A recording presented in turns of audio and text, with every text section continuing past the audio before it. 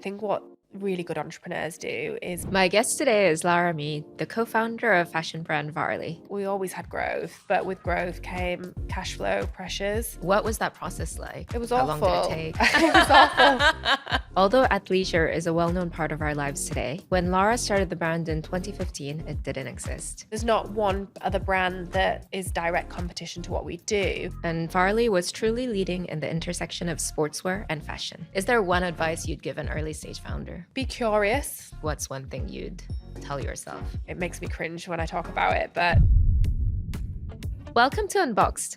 I'm your host, Connie Nam, the founder of Astrid and Miyu. In these conversations, I speak to founders, investors, and creators who are all breaking boundaries in their space to discover the person behind the brand and what it took for them to build their empires.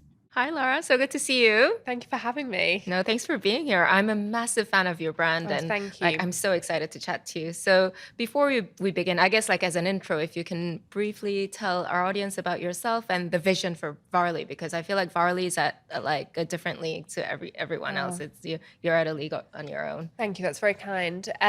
So I'm Lara, and I'm the co-founder of Varley. I founded it with my husband, Ben. He's actually our CEO and I'm Chief Creative Officer. But to be honest, we don't really use our titles. We're just co-founders. I consider myself a co-founder, not necessarily a C-suite employee. And we founded the business now. It'll be 10 years this September, although it doesn't feel like 10 years, which is crazy. Yeah, we started it together. Basically, when I was growing up, I grew up in the north of England. My dad was a professional footballer. My mum was a PE teacher.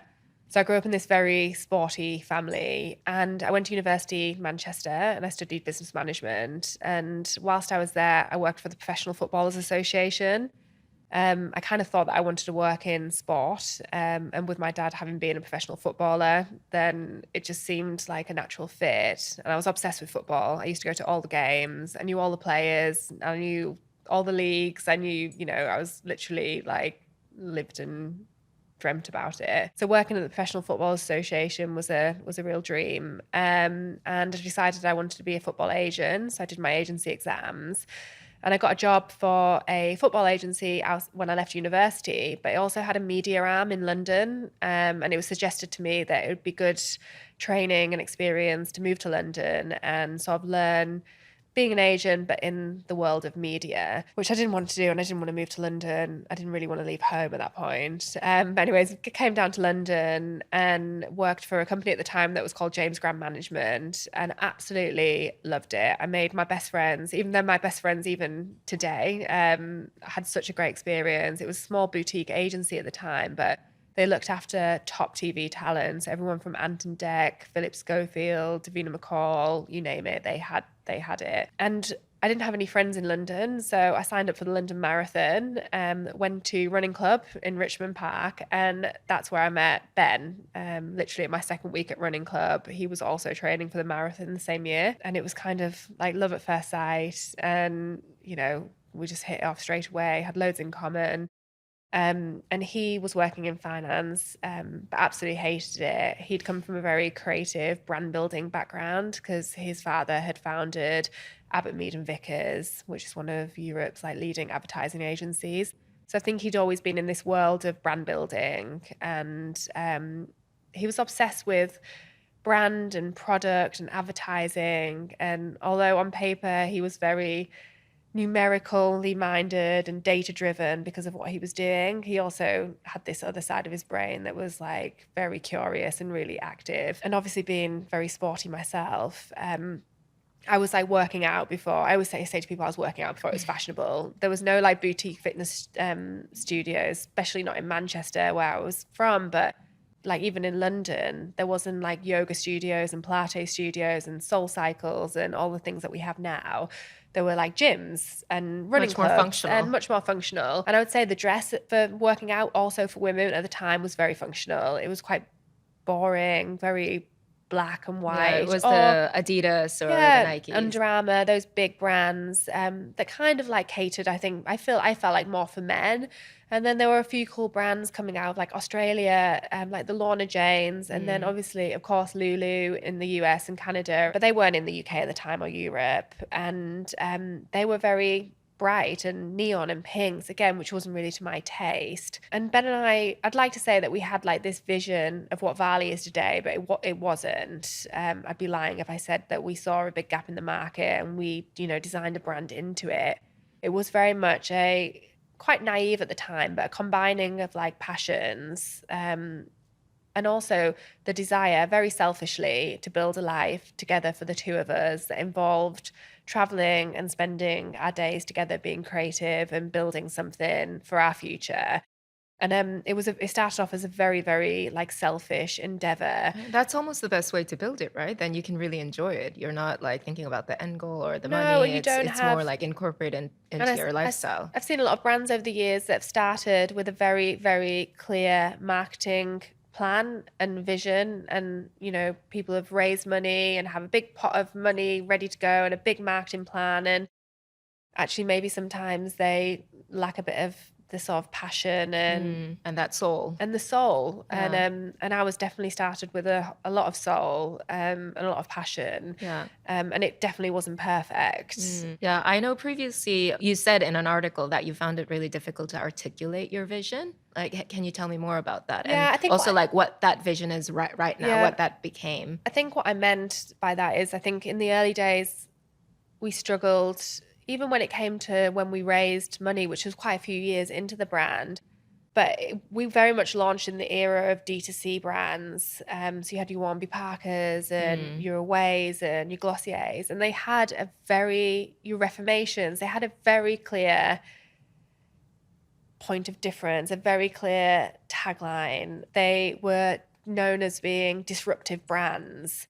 And we constantly got asked the question of like, how are you disrupting your space? That was a bit of a formula, wasn't it? Yeah. And actually, me and Ben, we used to be like, we don't know how we're disrupting our space. We're just trying to produce beautiful quality clothing that women love. And we always felt like we didn't have that clever sort of marketing tagline. I think that's what I meant when it was quite hard to explain to people what the vision was. Yeah, but I love that about the brand because it's so organic, and I feel like the formulaic D2C brand, like the era of that is almost like gone now. If you were to like pinpoint or articulate what it is right now, like what is that point of difference? Because Varley is so different from everyone else. Yeah, From a I consumer think we're point quite of view, right? unique. I get asked a lot, like, what's your competition? It's quite hard because I'm not sure. I don't think we do have any competition in our space. We have competition on a category basis. So there's competition for our leggings and bras. There's competition in knitwear, but there's not one other brand that sort of is direct competition to what we do. But we call ourselves a contemporary leisurewear brand. We sort of shy away from the terms activewear and athleisure. That's not what we are. We're contemporary leisurewear for the modern woman with a busy lifestyle on the move. And the brand has evolved and it is continuing to evolve as well, which I think is what makes it so special. Yeah, I love that. And what were the early years? Like you launched the brand in LA, didn't you? So and like half of the businesses in the US. Yeah, at the moment? so we launched. We are actually living in London at the time, but once we got our first sort of sample collection together, we didn't have, like I said, we didn't have that big marketing. We hadn't raised money for the concept. We didn't have like a huge marketing budget, so we didn't even have like the money to necessarily build a really great e-commerce team and website. So our route to market was wholesale, again at the time, which was considered to be very old-fashioned and out of date. And It's coming back into fashion now. it is coming back into fashion. So we went via wholesale, and I actually emailed the lookbook to numerous people who I thought would be interested in stocking that kind of clothing. And at that time, our offering was quite active focused, so bras and leggings. Anyways, I managed to get a meeting with Bergdorf Goodman's, like quite Amazing. casually, on my first mail out. And also two other stores based in the US. One was Bandia and one was Carbon 38. They were both multi-brand retailers focused on activewear and sort of and leisure very wear. cool retailers. Yes, and they both gave me a meeting too. So I flew to New York, and I went to Bergdorf's, and it was just Ben and I at the time. It makes me cringe when I talk about it, but it was quite scrappy. He shot the first lookbook. I was the model. He did the lookbook all on Illustrator. It took him hours and hours. I think we printed it out at FedEx in New York. Why is that cringy? Like, I It think was it's very, amazing. it was It's looking like back, so it was very, so it was resourceful. very like scrappy. Yeah. And it was just the two of us. And I was actually quite pregnant at the time now. And I flew to New York and I went to Bergdorf's and had the meeting, and they loved the collection. They loved the vision and they loved the content that we'd created, which was great. And they actually bought our first collection. So did Bandier and Carbon 38. So they were our first stockists. So I think then we were kind of off to a start. And obviously that was an amazing platform. And we that's were amazing. really, really lucky that we were in the right place at the right time, because it was really on the cusp of the wave of that, even though I hate the term, but athleisure boom. And a lot of those big department stores in the US, previously they hadn't really stocked much of that clothing. It was very much bought by the swimwear buyer. So it was kind of a bit of an afterthought, placed in swimwear in a department store. And then all of a sudden they were making its own department. So they were looking for brands, and they wanted like new, interesting brands. And it was hard for them to get some of those bigger, more established brands like Lulu, who weren't necessarily wholesaling at that point because they had a lot of their own retail. So I think Varley really filled a gap for some of these big US retailers. And did you know that going into retailers? Have you done market research to see like, oh, this is the gap, or did you just go for it and No, we just there went happened for to be it. a gap? Yeah, That's amazing. we just went for it. And then quickly, you can see the data from that. You can see what people are reacting to, what wholesalers wanted. And obviously then the business started growing in the States. So Ben and I moved over to LA. By this time, my little boy, it was his first birthday. So we just found ourselves in LA. And we had to set up our sort of US entity over there and the company in the States. So then we spent quite a few years out there sort of building the brand, establishing who we were and what we were. And I think just because of A, the size of America, but B, that kind of way of dress was already quite established over there. It was already acceptable to be quite casual in America. People already they understood the concept more than I think in the UK and Europe.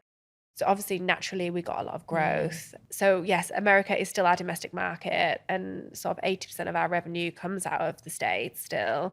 And we have offices in New York and LA now, and I spent a lot of time over there. And I always see it being our domestic market, to be honest. It's such a beast. Yeah, that's incredible, because there's so many UK brands trying to go out to the US and struggling to do that. Why do you think that is? Do you feel like you being out there for some time made a difference? And what do you think is that secret ingredient to I think being it's successful I think it is the category that we're in. I think it's quite a established category over there. I think, like I said, people understand that way of dressing. It fits with the way people work and their lifestyle. I think we were lucky with our partners, and still are very lucky with our partners over there. We've got some amazing partners, from Nordstrom, Saks, Neiman Marcus, Anthropology. So some big accounts over there, which we've really grown with over the years. I think being over there helped, and understanding the American consumer and how they consume. They do consume very, very differently to Europeans. And I think understanding when it comes to clothing, what's important to them. What's the biggest difference between European consumers and US consumers? US consumers consume more. Yeah, we see more that highly as well. influenced than probably European consumers. And they put a lot of emphasis on the quality, the hand feel of fabric and the quality of fabric, as opposed to just the aesthetic. Yeah. I think in Europe we're very aesthetic focused, and hand feel maybe isn't as important. Yeah, I feel like we're seeing exactly the same. Like they're really focused on buying into solid gold rather than the vermeil pieces. Yeah. And they're highly influenced by like influencers and celebrities. And I think as they're well. a lot less price sensitive at the moment, and that's probably, representative of their economy currently as well. Yeah. So obviously that plays into our favor. Yeah, absolutely. A few years in, you've moved back to London. Yes. What was the, I guess, like rationale behind moving back? We actually went to market to raise investment, and I think we thought that it would come from the US, but actually it didn't. It came from Europe, our investment, and we really wanted to be close to our investors. And by that point, I'd had another baby, and We both wanted to come and be closer to home. And also, we'd never invested or spent any time in the UK and Europe. And that was beginning to get traction and grow for us. It was an Mm, opportunity to come back and really, cement ourselves here in the UK. So it was just a great opportunity. And as a family, it was the right time for yeah. us. And when did you, I guess, decide to open your new stores in Marylebone and Kings Road, and you're opening in the US as well? So again, a bit like everything that Ben and I do, again, I'd like to say there was a big retail strategy, but it wasn't necessarily driven by that. It was that the opportunity came about for the Kings Road store, and you've obviously seen it. Yeah, it's such a gorgeous It is an store. amazing store, and it's on a beautiful part of the Kings Road, Mm. surrounded by amazing Yeah, and brands, so much on a visibility corner, a with lot of the visibility. window space as And well. we just fell in love with the space, Mm. and It's it was gorgeous. right. And we were always open to do retail, but we were always going to just wait for the right opportunity. And whether that be in London, New York, LA, and that happened to come about. And Cadogan were amazing to work with on it. Mm. Absolutely like a dream for our first Yeah, they're flagship. they're a really good landlord, aren't They they? are. So it was just an amazing opportunity, and we went for it. And actually, London's one of our best performing cities, and around London, our top postcodes were actually all around that area. Mm. So it made a lot of sense for us. And it was Yeah, that also makes nice sense. with it being our first, venture into retail, that Ben and I were so close to it. Because obviously there's a lot of learnings, as you know, from doing retail. Yeah, absolutely. It's So a yeah, completely different it business. is a completely different business and obviously very new to us. So yeah, getting that first store underway in last August was incredible, and it's been like it's exceeded all expectations, and we're very proud of it. And people often ask me as well, like, what's been your proudest moment at Varley? And for years, I didn't really know. I was like, oh, there's been lots, and there's lots of significant moments, but there was never one that really stood out. And I can hands down say opening the flagship on the King's Road Mm. has been the highlight of my Yeah, 10 rightly years at so. It's Varley. so Yeah. gorgeous. And my children came and they cut the ribbon, and our team were all there, and it was an amazing experience. Yeah, amazing. And Yeah. when we spoke privately, you have a huge pipeline of retail rollout. Yeah. Do you now have a strategy of where you're going and the Yes, we locations? do have a Yeah. strategy now. So Yeah. we opened Yay. Marylebone in February, again, which has been hugely successful for us. So that was our second store in the UK. And then August, we opened Soho in New York, followed by Madison Avenue in New York. And then we've got two opening in California next year and one in Dallas. So That yeah, is so exciting. yeah, And after your success in Kings Road, do you now have a strategy for store rollout? Because yeah, you've spoken when we spoke privately, you've spoken about like a rollout pipeline, which yeah. is like massive and so exciting. Yeah, now we do obviously have a strategy for our rollout. And we obviously have a lot of data insights in the US because we've been established there for so long.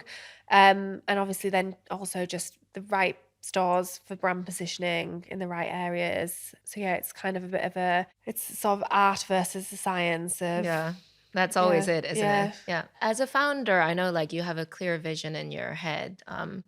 Do you sometimes have to flex depending on situations that are out of control? For instance, like COVID could be an example when a Yeah, lot of founders had to flex their vision and like their strategy. yeah, I think I'm always having to flex my vision. I'm constantly flexing with my husband. My husband's obsessed with data, so he has a lot of data points, Mm, and he very much runs a business based on data insights. And I'm a lot more. I don't. It sounds terrible, but I tend not to look at the data. I kind of go a little bit more with like the feel and yeah, I'm and the exactly the vision in same. my head and what feels right. So even between the two of us, we're constantly battling, and we Mm, always find like the middle ground. And I think that makes us like an amazing team. yeah. Again, going back, it's a bit like the art and the science. But yeah, I'm constantly flexing. Is there an example when you had to flex? I think on a day to day, there's, different scenarios where when you look at sell through, things that are working, things that aren't working, there might be a product that, I'm not a massive fan of, or I think it's had its life cycle and it's still Mm, performing really well.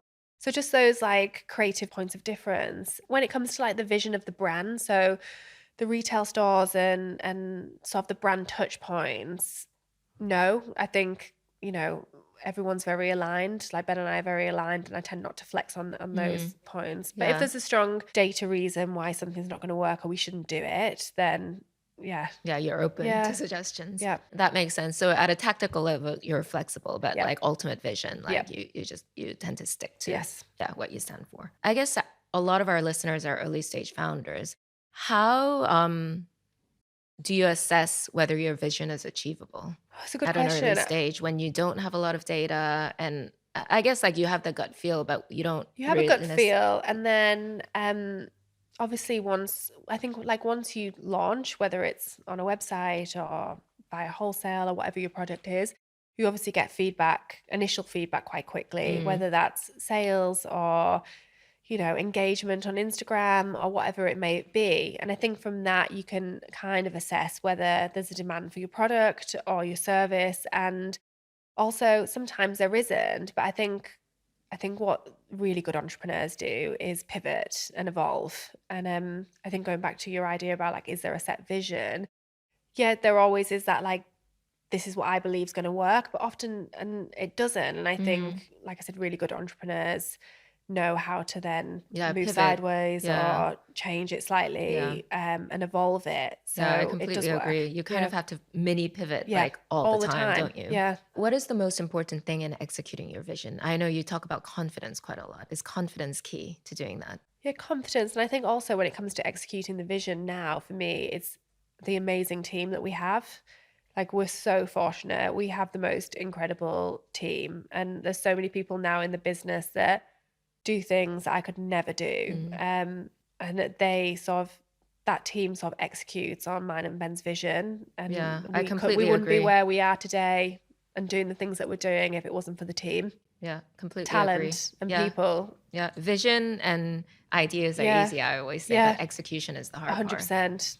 And we're very blessed with a really talented team. Yeah, and you can't do it without your team. No. What were the biggest challenges you faced during this whole time? I think early days are always really, really challenging. I've got a lot of friends who've recently started their own businesses, and those first, I'd say for Ben and I, the first 5 years, it was an uphill battle. I think just trying to gain awareness, even just establishing who you are as a brand.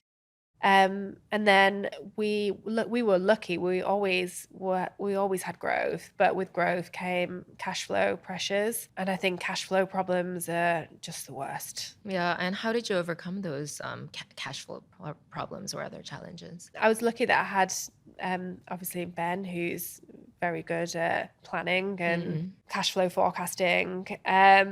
But it was very difficult. And I think that's what forced us to raise. So that helped us overcome. Yeah. And you raised 5 years into the business, right? In 2019. Yeah. And what was that process like? And what did you have to present? How awful. long did it take? It was awful. I will say that was one part.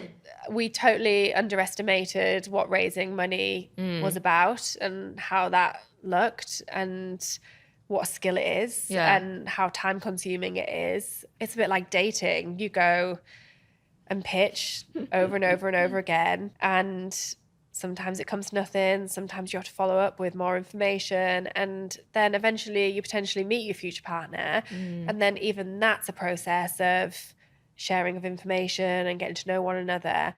So maybe not for everybody, but for us, it was quite a lengthy process. Yeah. Longer than I think. How long did it take?